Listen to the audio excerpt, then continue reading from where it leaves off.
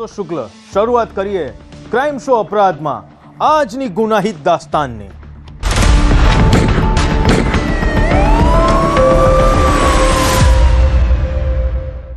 પાટણમાં નમાઝ પડવા જેવી સામાન્ય બાબતે ખેલાયો લોહિયાળ ખેલ। ધોળા દિવસે ફાયરિંગ કરી યુવકની હત્યા કરનાર કુખ્યાત પોરિયા ગેંગના સાગરીતને પોલીસે પાંજરે પૂર્યા છે।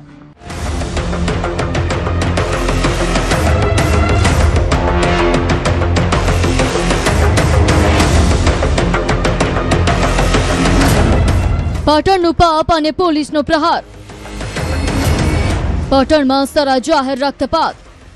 ઐતિહાસિક નગરી પાટણના ભરચક બજારમાં જ્યારે ગોળીઓ છૂટી ત્યારે આખું શહેર થરથરી ગયું। માત્ર નમાઝ પડવા જેવી સામાન્ય બાબતની અદાવતમાં લોહીની નદીઓ વહેડાવાઈ। સફેદ રંગની કાર પર તાબડતોબ 2 રાઉન્ડ ફાયરિંગ કરીને યુસુફ ખાન પઠાણ નામના યુવકનું કાસળ કાઢી નાખવામાં આવ્યું। આ કોઈ ફિલ્મનું દ્રશ્ય નહોતું, પણ પાટણની ગલીઓમાં ખેલાયેલું અસલી મોતનું તાંડવ હતું। હાઈવે પર હાઈ વોલ્ટેજ ડ્રામા।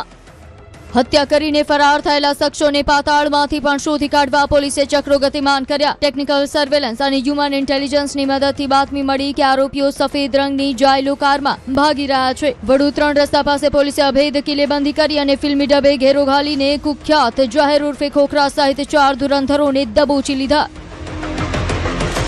સોર્સ છે હ્યુમન સોર્સ અને બાકીની ટેકનિકલ જે આપણી પાસે અવેલેબલ સર્વિસીસ છે એનો ઉપયોગ કરી અને આરોપીઓ કઈ દિશામાં ભાગ્યા છે એ માટે શોધ કરવામાં આવી રહી હતી।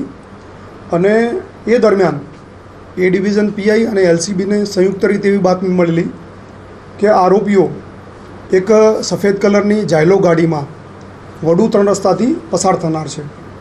અને બાતમી આધારે 6 ટીમોએ ત્યાં પહોંચી અને પોતાની અલગ અલગ પોઝિશન લઈ અને નાકાબંધી કરી હતી। અને આ ગાડી જ્યારે પસાર થઈ ત્યારે વિવિધ રીતે આડશો ઊભી કરી અને આ ગાડીને રોકી હતી ને ગાડીમાંથી આ ગુનાના કામે જે 5 આરોપીઓ છે એ પૈકી 4 આરોપીઓ ગાડીમાંથી મળી આવ્યા હતા। ગુનેગારોનું ગર્વ ઓગળ્યું।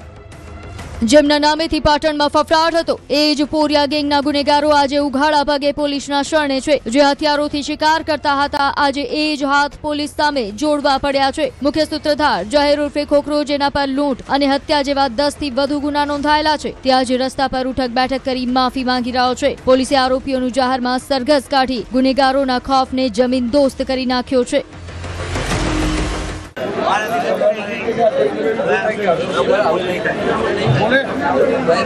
કે પઠાણ અને બલોચ પરિવારો વચ્ચે 1 વર્ષ પહેલાં પણ ઝઘડો થયો હતો અને તાત્કાલિક કારણમાં એવું કહી શકાય કે નમાઝ પઢવા બાબતે એમના બાળકો વચ્ચે જે ઝઘડો થયો અને ત્યારબાદ 2 પરિવારો વચ્ચે જે ઝઘડો થયો એ આ બનાવનું તાત્કાલિક કારણ છે।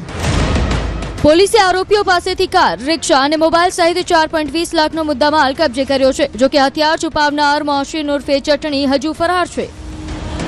ઇતિહાસ જોઈએ તો એની ઉપર અલગ અલગ 10 પ્રકારના ગુના દાખલ થયેલા છે, જેમાં રાજ્ય બહારની લૂંટધાડ છે અને 302, 307 એ સિવાય મારામારીના પણ ગુનાઓ દાખલ થયેલા છે।